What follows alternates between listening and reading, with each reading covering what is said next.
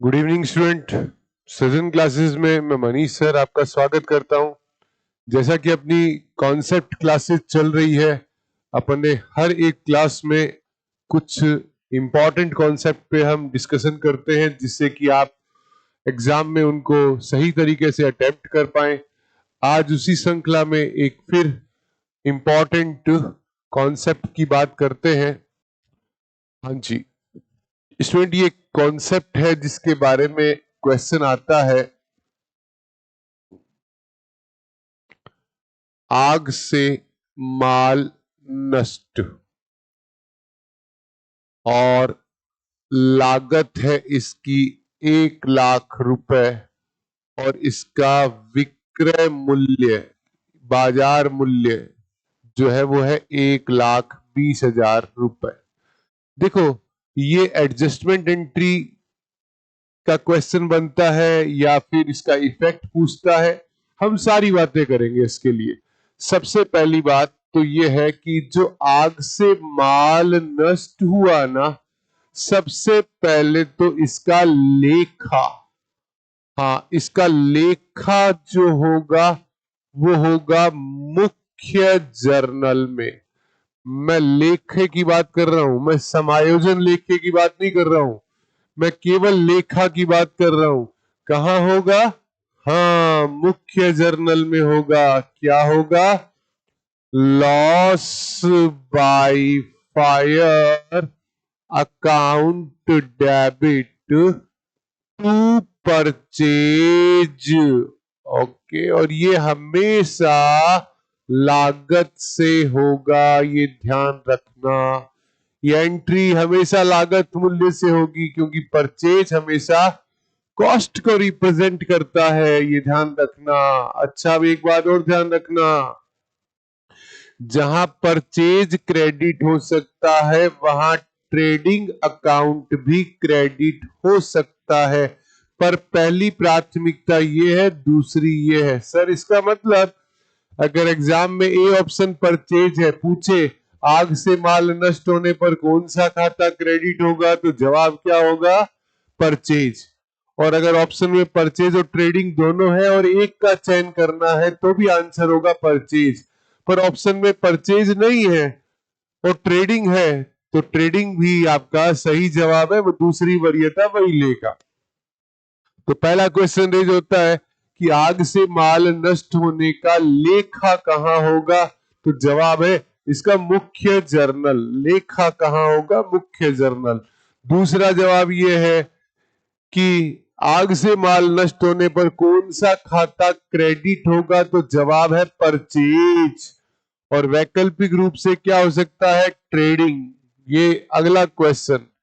Next question ये है कि आग से जो माल नष्ट हुआ, बेटा ध्यान रखना, एक बात मैं बोल देता हूं कि अगर कभी आग से माल नष्ट होने का एडजस्टमेंट आता है तो हमेशा याद रखना कि क्वेश्चन में क्लेम से सिचुएशन, क्लेम का मतलब बीमा दावा, की सिचुएशन भी साथ आएगी। हो सकता है क्लेम 100% क्या हो जाए? एक्सेप्ट हो जाए। हो सकता है क्लेम 100% क्या हो जाए? रिजेक्ट हो जाए। हो सकता है क्लेम क्या है? 60% एक्सेप्ट हो जाए और 40% रिजेक्ट हो जाए। ऐसा भी हो सकता है ना, आंशिक दावा स्वीकार हो। सीखना क्या है? अब ये एडजस्टमेंट एंट्री सिखा रहा हूं आपको। देखो, एक बात तो सीखना है, आग से माल नष्ट हुआ तो ये बात तो क्लियर है कि टू परचेज ऑब्लिक ट्रेडिंग, वो तो होगा ही होगा। टू परचेज ऑब्लिक ट्रेडिंग, वो तो सिचुएशन एज इट इज है। To purchase oblique trading, situation as it is है। अच्छा सर, कितने रुपए? वही 1 लाख रुपए, वही 1 लाख रुपए और वही 1 लाख रुपए। ओके, अब ध्यान से सीखना है। अगर क्लेम पूरा एक्सेप्ट हो गया, 100% एक्सेप्ट हो गया, तो पूरा पैसा कौन देगा? इंश्योरेंस कंपनी कंपनी डेटर बन गया, पूरा पैसा दे देगा आपको। क्लेम पूरा रिजेक्ट हो गया, नुकसान हो गया, पूरा पैसा P&L में जाएगा नुकसान के तरीके से। और अगर आंशिक दावा स्वीकार है तो कितना स्वीकार है? 60%। ये तो देगा इंश्योरेंस कंपनी डेबिट 60,000, और जो नुकसान है वो कहा जाएगा? P&L में कितना? 40,000। अब इसमें से बनने वाले हर तरह के क्वेश्चन पे हम चर्चा करते हैं, और वो चर्चा आपको एग्जाम के किसी भी क्वेश्चन में अगर आग से माल नष्ट का कोई भी एडजस्टमेंट आता है तो वो आपका गलत नहीं होगा। पहली बात तो यह है कि आग से माल नष्ट होना एक ट्रांजैक्शन नहीं है, एक घटना है, एक इवेंट है। मान लिया सर इवेंट है, आग से माल नष्ट होने का दूसरा क्वेश्चन, इसका लेखा कहां होगा? तो लेखा होगा जर्नल, प्रॉपर मुख्य जर्नल। तीसरा क्वेश्चन, आग से माल नष्ट होने पर कौन सा खाता क्रेडिट होगा? जवाब होगा परचेज। परचेज की जगह पर वैकल्पिक रूप से क्या हो सकता है? ट्रेडिंग। पर ऑप्शन में दोनों आ जाए तो पहली प्राथमिकता परचेज, परचेज नहीं आए तो ट्रेडिंग। चौथा क्वेश्चन कि आग से माल नष्ट हुआ, दावा पूरा स्वीकार, एडजस्टमेंट एंट्री क्या होगी? इंश्योरेंस कंपनी टू परचेज, दावा पूरा अस्वीकार, adjustment entry P&L to purchase. और अगर आंशिक स्वीकार है तो जो स्वीकार है वो इंश्योरेंस कंपनी में डेबिट हुआ, जो रिजेक्ट हुआ वो P&L में। हाँ, फिर अगला क्वेश्चन क्या हो सकता है? वो बोल सकता है कि जब आप फाइनल अकाउंट बनाओगे तो उसको कहां दिखाओगे? देखो, ये परचेज क्रेडिट हुआ मतलब ट्रेडिंग में तो जाएगा ही जाएगा, और इंश्योरेंस कंपनी कहां जाएगा? Balance sheet. क्वेश्चन बना, आग से माल नष्ट, दावा पूरा स्वीकार, ये समायोजन अंतिम खाते में कहां दिखाएंगे? दो जगह, बैलेंस शीट, ट्रेडिंग।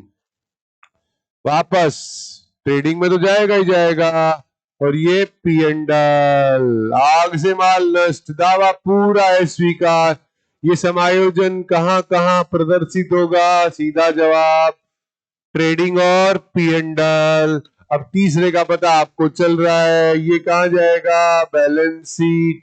ये कहां जाएगा? P&L। और ये कहां जाएगा? ट्रेडिंग। ओके, तो अब साहब हमें सारे क्वेश्चन दिखाई देने लग गए। सर कैसे? बताओ वापस। सुनो, देखो बेटा, आग से माल नष्ट होना ट्रांजैक्शन है या इवेंट है? इवेंट है, घटना है। लेखा कहां होगा? मुख्य जर्नल में होगा। खाता कौन सा क्रेडिट होगा? परचेज। परचेज की जगह क्या हो सकता है? ट्रेडिंग। किसका चयन कब करना है? ध्यान रखना। समायोजन लेखा क्या होगा? अगर दावा पूरा स्वीकार, इंश्योरेंस टू परचेज, दावा है स्वीकार, P&L टू परचेज, दावा आंशिक स्वीकार तो हाँ, insurance company account debit, P&L account debit to purchase. आग से माल नष्ट, दावा पूरा स्वीकार, समायोजन कहां कहां जाएगा? ट्रेडिंग और बैलेंस शीट। दावा पूरा है स्वीकार, समायोजन कहां कहां जाएगा? P&L और ट्रेडिंग। आंशिक स्वीकार कहां कहां जाएगा? ट्रेडिंग, P&L और बैलेंस शीट। तो 9 क्वेश्चन तो यही हो गए। अब 10वां क्वेश्चन बड़ा जजमेंटल है, वो केवल आग से माल नष्ट के लिए नहीं, बड़ा पॉइंट है और एग्जाम उसको यूज करता है, और मैं आपको सिखा देता हूं। देखो क्या है, क्या लिखा? To purchase oblique trading account. Sir ये क्या लिखा है? अरे भाई याद रखना, एग्जाम में संसार की किसी भी प्रविष्टि में अगर परचेज क्रेडिट हो गया, ट्रेडिंग क्रेडिट हो गया, तो इसका मतलब क्या है? आपने खरीदा हुआ माल बेचने के अलावा किसी दूसरे काम में लिया है। इसका मतलब क्या क्या काम में ले सकते हो? हो सकता है आपने माल फ्री सैंपल में बांटा, हो सकता है आपने माल डोनेशन में दे दिया, हो सकता है माल आपने आहरण कर लिया, हो सकता है कि माल आपका आग से जलकर नष्ट हो गया। कुछ भी हो सकता है ना भाई, रीजन तो कुछ भी हो सकता है। हाँ, लेकिन ये ध्यान रखना कि क्वेश्चन जब आपसे एडवांस बनेगा तो क्या होगा, तो क्या होगा, क्वेश्चन कैसे बनेगा, आग से माल नष्ट और पूछा, माल मुफ्त नमूने में बांटा, पूछा दान में दिया, पूछा माल का आहरण किया, सकल लाभ पर क्या प्रभाव पड़ा। तो एक बात थंब रूल में सीख लो, संसार की किसी भी एंट्री में अगर परचेज क्रेडिट होता है, ट्रेडिंग अकाउंट क्रेडिट हो रहा है, परचेज क्रेडिट हो रहा है, उसका सकल लाभ पर कोई प्रभाव नहीं पड़ेगा। No effect, no effect, no effect. अब आप बोलोगे सर ऐसा कैसे हो सकता है, परचेज में से कम तो हुआ ही है ना। बेटा आपने इसको पूरा नहीं समझा, आपने इसको पूरा नहीं समझा, सीखो। इधर से परचेज कम हुआ तो इधर से स्टॉक भी कम हो गया, आपका ध्यान नहीं गया। हाँ, इसलिए किसी भी एंट्री में परचेज क्रेडिट होता है तो उसका ग्रॉस प्रॉफिट पर कोई इफेक्ट नहीं पड़ता, लेकिन अब नेट प्रॉफिट और कैपिटल पे फर्क पड़ेगा या नहीं वो तय करते हैं। सर कैसे, देखो अगर मैं ये कहूं कि माल मुफ्त नमूने में बांटा तो ये खर्चा बन के पीएनएल में जाएगा तो नेट प्रॉफिट कम होगा तो कैपिटल भी कम होगी। डोनेशन खर्चा बन के जाएगा, नेट प्रॉफिट कम होगा, कैपिटल भी कम होगी। ड्राइंग कभी पीएनएल में नहीं जाता, कोई इफेक्ट नहीं होगा पर कैपिटल को कम करेगा। लॉस बाय फायर पीएनएल में जाएगा, प्रॉफिट कम करेगा, प्रॉफिट कम तो कैपिटल कम हो जाएगी। तो एक क्वेश्चन इस तरीके का भी आजकल बनता है कि आग से माल नष्ट हुआ या माल मुफ्त नमूने में बांटा या माल दान में दिया, बताओ इसका प्रभाव gross profit, net profit, capital पे क्या पड़ेगा। तो उसको करने का तरीका केवल यही है और कोई दूसरा तरीका नहीं है, ये ध्यान रखना। ठीक है, अगर किसी एंट्री में परचेज क्रेडिट हो गया इसका मतलब उसका ग्रॉस प्रॉफिट पर कोई इफेक्ट नहीं होगा। और आगे नेट प्रॉफिट पर और कैपिटल पर कैसे बताओगे, अगर वो ट्रांजैक्शन पीएनएल में जाता है तो नेट प्रॉफिट को इफेक्ट करेगा, और अगर नेट प्रॉफिट इफेक्ट होगा तो अल्टीमेटली वही नेट प्रॉफिट जाके कैपिटल को इफेक्ट भी करेगा ही करेगा। अगर नेट प्रॉफिट कम होगा तो कैपिटल भी आपकी उसके प्रभाव से कम हो जाएगी। ये मैंने इसके ट्रांजैक्शन के सारे पहलू बताए, इसको अच्छी तरीके से ध्यान में रखना क्योंकि ये बहुत जरूरी है आपके लिए सीखना जानना। अब सुनो बेटा, कभी कभी एक क्वेश्चन ऐसा भी आता है जिसमें किसी खाते के बारे में दिया जाएगा और बोलेगा इस खाते की प्रकृति बताओ। तो मैं आपको 20 खाते बता रहा हूं, उनके बारे में आप थोड़ा सा सीख ले, जनरली वो प्रकृति उसी के अंदर से कवर हो जाएगी। ओके, तो ध्यान रखना कि प्रकृति का जब क्वेश्चन आए तो इसको थोड़ा सा अच्छी तरीके से कर लो। सर कैसे, देखो बेटा मैं क्या लिख रहा हूं, ये लिख रहा हूं मैन्युफैक्चरिंग अकाउंट, ये लिखा मैंने ट्रेडिंग अकाउंट, ये लिखा मैंने पीएनएल अकाउंट, ये लिखा मैंने पीएनएल एप्रोप्रिएशन, एप्रोप्रिएशन अकाउंट, ये लिखा मैंने पीएनएल एडजस्टमेंट अकाउंट, लाभ हानि समायोजन खाता, और ये लिखा मैंने P&L सस्पेंस अकाउंट, ये लिखा मैंने रीवैल्यूएशन अकाउंट, ये लिखा मैंने रियलाइजेशन अकाउंट। ये जो मैंने लिखे हैं ना पहले शॉर्ट पर, ये बेटा सारे के सारे अकाउंट जो है, ये सारे के सारे अकाउंट नॉमिनल अकाउंट है, ये सारे अवास्तविक खाते हैं, ये ध्यान रखना।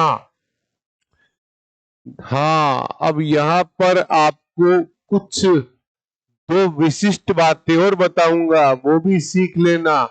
कभी कभी क्वेश्चन आता है कि सस्पेंस अकाउंट किस नेचर का है, और एक आता है मेमोरेंडम रीवैल्यूएशन अकाउंट किस नेचर का है, वो भी सीख लो। देखो, सस्पेंस अकाउंट किस नेचर का है, ये डिपेंड करता है आपका ऑप्शन कैसा है। अगर आपका ऑप्शन आता है personal account, B real account, C nominal account और D any of the above, any, इनमें से कोई भी हो सकता है, तो सही जवाब है इनमें से कोई भी हो सकता है, क्योंकि हमें थोड़ी पता है सस्पेंस अकाउंट किसकी जगह पे ओपन हुआ है। लेकिन अगर ऑप्शन ऐसे आते हैं पर्सनल, रियल, नॉमिनल और नन ऑफ द अबाउ, भाई नन ऑफ द अबाउ तो हो नहीं सकता, क्योंकि ट्रायल बैलेंस में ओपन हुआ है तो कोई ना कोई नेचर का तो वो खाता है ही। अब हम ये मानते हैं कि ये टेम्पररी नेचर का अकाउंट है, अस्थायी खाता है। अगर एक जवाब टिक लगाना हो तो जवाब होगा नॉमिनल अकाउंट, ये ध्यान रखना। इसका मतलब मैं ये नहीं कह रहा हूं, मैं इस बात की वकालत नहीं कर रहा हूं कि सस्पेंस अकाउंट नॉमिनल है। डिपेंड अपॉन ऑप्शन मेकिंग, आपके ऑप्शन जो है उसके बेस पर इसका आंसर दिया जाएगा।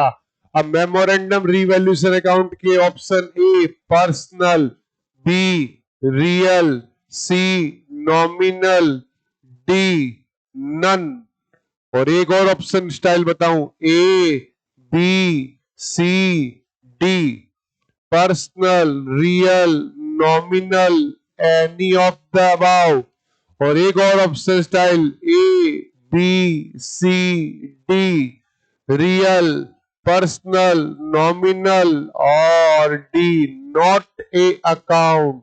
देखो, सब देख हैं, क्वेश्चन बनने के तरीके अलग अलग हो गए, तरीके अलग अलग हो गए। तो अब मेमोरेंडम रीवैल्यूएशन, मेमोरेंडम का मतलब होता है स्मरणार्थ, और स्मरणार्थ तो कोई खाता होता ही नहीं है, लेखा पुस्तक का भाग ही नहीं होता, इसको बनाना कभी कंपल्सरी नहीं होता, ये तो रफ काम है एक तरीके का। तो अगर ये होता तो जवाब होता नॉट ए अकाउंट, लेकिन अगर जवाब इनमें पूछो तो भी बताऊंगा नन, इनमें से कोई नहीं है। लेकिन अब इनमें बोले एनी ऑफ द अबाउ, तो भाई बचने के लिए रास्ता है नॉमिनल सेलेक्ट करो आप। तो इसका मतलब इसका जवाब आपके देने के तरीके पर डिपेंड करता है। आप इसको इस तरीके से एनालाइज करके और अपने जवाब को देंगे, जल्दबाजी नहीं करेंगे, क्योंकि ये मैंने देखा है कि एग्जाम में लगभग पैटर्न बदल बदल के जब पेपर आता है तो कुछ जगह बच्चा अपना दिमाग ज्यादा लगाता है और क्वेश्चन को गलत कर बैठता है। तो अगर क्वेश्चन को गलत नहीं करना है तो इसका सही जवाब यही होता है। अच्छा, और कुछ सर खातों के बारे में बिल्कुल बेटा बोलूंगा। Share application account, share allotment account, share calls account, हाँ calls in arrear account, calls in advance account और आउटस्टैंडिंग एक्सपेंस और प्रीपेड एक्सपेंस और अक्रूड इनकम और अनअर्न्ड इनकम। बेटा ये सारे के सारे खाते याद रखना। ये सारे खाते पहली बात तो पर्सनल अकाउंट है। अगर ऑप्शन में रिप्रेजेंटेटिव पर्सनल भी ऑप्शन में है तो जवाब ये होगा। अगर ऑप्शन में रिप्रेजेंटेटिव पर्सनल नहीं लिखा हुआ तो जवाब होगा पर्सनल अकाउंट। ये अगला स्लॉट है जिसके बारे में वो आपको क्वेश्चन मेकिंग कर सकता है, ये ध्यान रखना। अंश आवेदन खाता, अंश आवंटन खाता, शेयर अंश याचना खाता, बकाया याचना खाता, अग्रिम याचना खाता। बेटा ये जो जिनके साथ कोई खर्च और आय की कोई मद है और अगर उसके साथ में इन शब्दों का प्रयोग किया जाए, इन प्रीफिक्स का प्रयोग किया जाए, आउटस्टैंडिंग, अक्रूड, प्रीपेड, अनअर्न्ड, ये सब उसको रिप्रेजेंटेटिव पर्सनल अकाउंट बना देते हैं।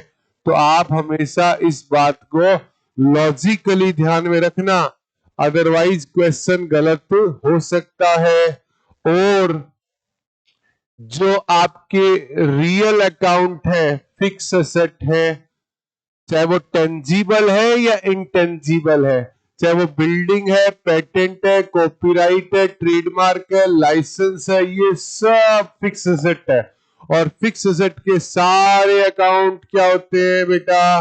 रियल अकाउंट होते हैं, ये ध्यान रखना। क्योंकि जनरली बच्चा क्वेश्चन को इस तरीके से पढ़ता है कि उसको ये लगता है इसके अंदर लॉजिक नहीं है, पर लॉजिक उसके अंदर इस तरीके का है कि वो आपका क्वेश्चन गलत करवा सकता है। तो अभी हमने क्या बात कही? अभी हमने कहा देखो, जो हर एक क्लास में कोशिश कर रहे हैं कि हर एक क्लास के कॉन्सेप्ट में से अगर क्वेश्चन आता है तो हम उसको गलत ना करें और हम उसको सही करें। जैसे ये कॉन्सेप्ट है आग से माल नष्ट होने का, इसके फ्रीक्वेंटली क्वेश्चन आते रहते हैं, या आपका गलत नहीं होना चाहिए। और किसी भी एंट्री में परचेज क्रेडिट होता है या ट्रेडिंग क्रेडिट होता है, उसका क्या इफेक्ट होगा ग्रॉस प्रॉफिट पे, क्या इफेक्ट होगा नेट प्रॉफिट पर, क्या इफेक्ट होगा कैपिटल पर, ये पता होना चाहिए। आपको पता होना चाहिए कि कोई खाता है तो उस खाते की प्रकृति क्या है, वो कैसे उसको यूज कर सकता है, ये आपको पता होना चाहिए। और चाहे वो कंपनी अकाउंट्स है, चाहे वो सोल प्रोप्राइटरशिप है, खातों की प्रकृति में से बेस्ट ऑप्शन कौन सा चयन करना है, ये आपको पता होना चाहिए। ये बात सबसे पहले अपने को समझ में आनी चाहिए। अगर ये बात हमारे को समझ में आती है तो हम मोर और लेस क्वेश्चन का मोरल समझ पाते हैं। देखो, पेपर कभी एडवांस नहीं होता। पेपर जब बेसिक कॉन्सेप्ट पे आता है तो लॉजिकल पेपर आता है, और लॉजिकल पेपर के लिए हमारा कंसेप्ट भी उसी तरीके का होना चाहिए कि जैसे उन्होंने पूछा हमने उसका उसी तरीके से क्या दे दिया, जवाब दे दिया। तो आपके क्वेश्चन में आपसे कभी गलती नहीं होगी। अब बेटा मैं आपको जो बात बता रहा हूं उस बात को ऐसे समझो कि अब एक क्वेश्चन आता है कि हाँ, आउटस्टैंडिंग, प्रीपेड, अक्रूड और अनअर्न्ड, अब इसके साथ में क्या है, वो कुछ भी लगा देगा। आउटस्टैंडिंग सैलरी, प्रीपेड रेंट, कुछ भी लगा दे। क्वेश्चन आता है अगर ये तलपट के अंदर है, अगर ये तलपट के अंदर है, एक और लगा देता हूं शब्द, एक और लिख देता हूं शब्द, दैट इज क्लोजिंग स्टॉक। और ये बोल रहा हूं, इन 5 पदों को अच्छी तरह देख लो। Outstanding, prepaid, accrued, unearned, closing stock, अगर ये तलपट के अंदर है, बेटा क्या बोला मैंने, तलपट के अंदर। फाइनल अकाउंट में आपको एक चीज समझाई जाती है कि ट्रायल बैलेंस के अंदर जो आइटम आ रहे हैं, इसका मतलब उनकी एंट्री हो चुकी है, वो फाइनल अकाउंट में केवल एक ही जगह जाएंगे। लेकिन अगर ट्रायल बैलेंस के बाहर कोई एडजस्टमेंट है, उसका अभी तक लेखा नहीं हुआ है, उसका इफेक्ट 2 जगह जाता है। अब आपको याद कैसे करना है, उसकी ट्रिक क्या है? सिंपल सी बात है, ट्रायल बैलेंस में तीनों अकाउंट आते हैं, पर्सनल, रियल, नॉमिनल। और आपको पता है कि बैलेंस शीट में नॉमिनल जाता ही नहीं है, बैलेंस शीट में तो पर्सनल और रियल ही जाते हैं। और ये जो खाता 2, 3, 4, ये चारों खाते हैं पर्सनल अकाउंट, रिप्रेजेंटेटिव पर्सनल। तो जवाब तैयार है, कहा जाएगा balance sheet only. Closing stock कौन सा अकाउंट है? Real account. और रियल और पर्सनल दोनों कहा जाते हैं? Balance sheet only. हाँ, 5 आइटम याद रखना, आउटस्टैंडिंग, प्रीपेड, अक्रूड, अनर्ड और क्लोजिंग स्टॉक। इनको अगर इनसाइड द ट्रायल बैलेंस दिखाया गया है तो अंतिम खाते बनाएंगे, फाइनल अकाउंट बनाएंगे। तो इनको बैलेंस शीट में कहा दिखाएं, इसकी आर्ट को समझना। अगर ट्रायल बैलेंस में है तो ट्रायल बैलेंस में तीनों अकाउंट आते हैं, पर्सनल, रियल, नॉमिनल। पर्सनल और रियल जाएंगे बैलेंस शीट में, नॉमिनल जाएंगे ट्रेडिंग पी&एल में। अगर बोलता है रेंट, डेप्रिसिएशन, तो ये तो सब नॉमिनल अकाउंट है, वो तो पी&एल में जाएंगे। लेकिन अगर मोस्ट पॉपुलर आइटम जो मैंने बोर्ड पे लिखे हैं, इनके बारे में अगर कोई बात आ जाए तो आपको जवाब इसी तरीके से देना है, आपको गलती नहीं करनी है। तो देखो, जैसे आज की क्लास में हमने शॉर्ट पॉइंट कवर किया, आग से माल नष्ट होने का, खातों की प्रकृति का, और ट्रायल बैलेंस के अंदर, ट्रायल बैलेंस के अंदर ये आइटम आएंगे तो फाइनल अकाउंट बनाते समय इनको कहां दिखाएंगे, तो उसके लॉजिक मैंने आपको बताए। उन लॉजिक के बेस पे याद रखना, सस्पेंस अकाउंट और मेमोरेंडम रिवैल्यूएशन अकाउंट के बारे में जो मैंने बात बताई, उसको अच्छी तरह समझना कि डी ऑप्शन मैटर करता है, कि डी ऑप्शन क्या है, उसके बेस पर ही आपका आंसर दिया जाना चाहिए, वरना आपका क्वेश्चन गलत हो जाएगा। ठीक है, मुझे ऐसी आशा है कि आप सभी कॉन्सेप्ट को एंजॉय कर रहे हैं, क्योंकि लास्ट की जो 2 और 3 क्लासें होगी, उनमें मैंने जितने कॉन्सेप्ट कराए हैं, उनके जो क्वेश्चंस बन सकते हैं, उन क्वेश्चनों पे डायरेक्ट हिट करेंगे। लेकिन उससे पहले हमारा बेस जो है ये प्रिपेयर हो, इसलिए हम इन कॉन्सेप्ट को कर रहे हैं। इनको बहुत अच्छी तरीके से प्रिपेयर करें, हो सकता है एग्जाम में आपके ये कॉन्सेप्ट सारे टच हो जाए। Thank you so much.